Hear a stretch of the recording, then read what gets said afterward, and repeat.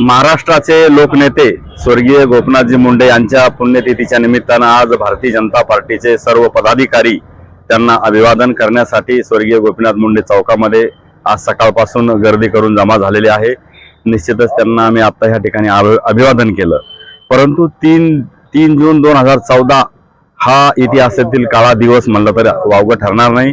कारण स्वर्गीय गोपनाथजी मुंडे यांनी आपल्या देशाचा ग्रामविकास मंत्री म्हणून शपथ घेतली आणि 1 जूनला भारतीय जनता पार्टीचे आम्ही सर्व पदाधिकारी त्यांना दिल्लीमध्ये भेटलो।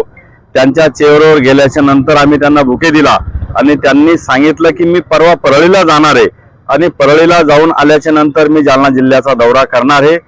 आपल्या देशाचे माजी मंत्री रावसाहेब पाटील दानवे आणि स्वर्गीय गोपीनाथरावजी मुंडे यांचे अत्यंत निकटचे संबंध त्या काळामध्ये आणि आतापर्यंत होते आणि म्हणून तो दिवस आम्ही कधीच विसरणार नाही। कायम स्मृतीमध्ये राहण्यासाठी आज जालना शहरामध्ये सुद्धा संभाजीनगर परिसरात स्वर्गीय गोपीनाथ मुंडे चौक असं नामकरण करून आम्ही आज या ठिकाणी अभिवादन केलेलं आहे।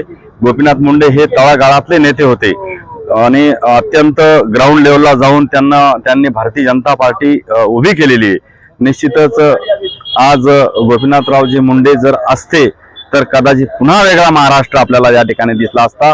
भारत देशाच्या जडणघडणीमध्ये आणि महाराष्ट्राच्या जडणघडणीमध्ये स्वर्गीय गोपीनाथरावजी मुंडे यांचा मोठा सिंहाचा वाटा त्या ठिकाणी होता।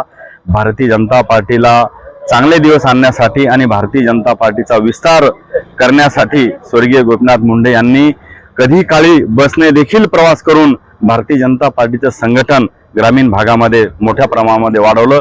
म्हणूनच आज सर्व भारतीय जनता पार्टीचे आमचे नेते या ठिकाणी पदाधिकारी मोठ्या संख्येने जमले आणि त्यांना अभिवादन केलं।